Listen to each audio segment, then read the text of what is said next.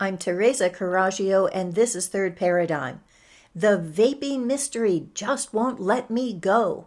And the same people encouraging me to pursue that wombat hole are the ones who have already been there. So I'm going to be talking about Sage Hana's post, which features something by Mark Kulacz. Now, I'm not sure if I'm pronouncing Mark's name right, but I think I'm closer than he was on JJ Couey's video, where I think he called me Teresa Gonzalez. So Mark has a brilliant clip that Sage has posted on talking about the vaping connection, and also on Sage's comment threads. New York Music Daily has been giving some terrific links to me on things that the rest of you probably already know. So I'm going to be looking at Bryan Ardis. And I'm not using the term doctor, which I understand is controversial because he's a chiropractor, but I also try to never use titles. One, because as an ABD PhD myself, I know how little those two letters mean, but also because I think we should be looking at everyone's information based on its own logic and facts and not based on authority. So I don't think we should be giving anyone's words more authority than someone else's. So I'm going to look at that snake venom theory and the relationship between that and nicotine. And I'll also be looking at a comment by Guy Duperreau, whose name I'm almost certainly botching, and how it nicely articulates one of the theories that I'm entertaining. Let's get started. So if you haven't watched my last episode, the question that we're asking is why Robert Malone was involved in a 2016 company that was called What a Smoke for a measly $350,000, which is chump change in between the multi-million adding up to billions of contracts that he was doing for the DoD. And this was developing a prototype for clinical research on e-cigarettes back in 2016. So what Mark has been doing is looking at that connection to the 2019 deaths and illnesses. And in an aside, I am so enjoying Housatonic and Mark's videos that one of the things that he has also done recently is the COVID clause. Robert Malone must confess role in EUA for remdesivir and mRNA jabs. So I highly recommend it. The article that I'm linking to in my Substack is one from Sage from October 2022 called Researcher Hypothesizes Vaping Illnesses of 2019 Connected to the COVID-19 Operation. EcoHealth Alliance whistleblower Andrew Huff works himself into the theory.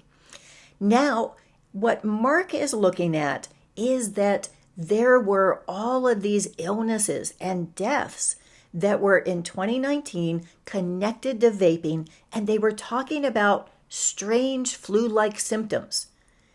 But apparently they didn't do any more research on that, even though there's no reason in the world that flu-like symptoms would be related to anything that could be in a vape pen. So that was something that he found really strange, and then he was attacked by Andrew Huff, called Controlled Opposition, and he's very funny because he talks about how he's out pouring cement and, drenched and wondering if he's controlled opposition, where's the money that's supposed to be coming along with that? But he talks about how Andrew Huff, when he looks into his background, was actually working with Juul, which is the vape pens, and that it was in 2016. So the exact same time that Robert Malone was involved with this What a Smoke. So then when I was posting about this on Sage's recent Substack, I found that snake venom was coming up as a topic, and I had no idea what that was about. But, for instance, Duchess posted, so the snake venom theory was not that far out. And New York Music Daily replied, not so far out that Bing Liu would survive digging into it. And then there's a link to an obituary. He says, when I asked what he was researching, Bing Liu was researching possible COVID cures since he noticed that COVID and snakebite had similar symptoms, notably hypoxia. So when I go to that obituary, it is the Pittsburgh Medical School research professor Bing Liu found shot to death. That is back in May 5th, 2020.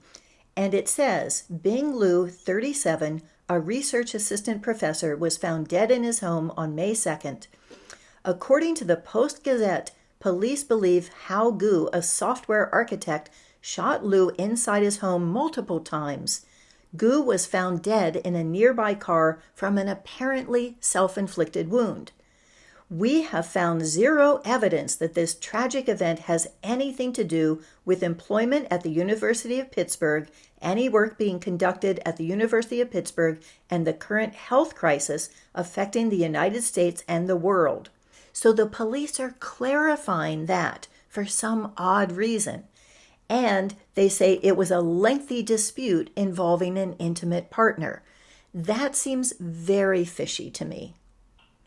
And New York Music Daily also linked to another episode that was by Bryan Ardis, which is called Nicotine, Understanding the Weapon and the Target.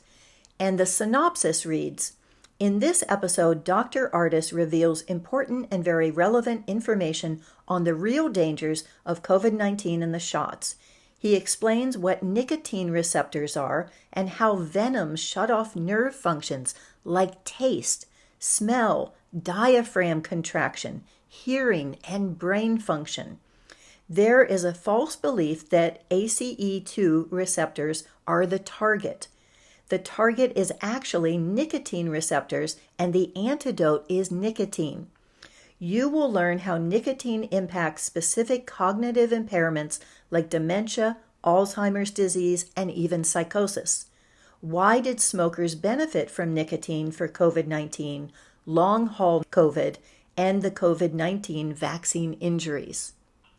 So Bryan Ardis has two different parts to his theory, and he has become more well-known for one that has possibly more questions to it.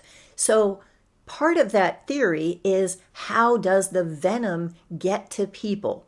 And his theory has been that it's in the water.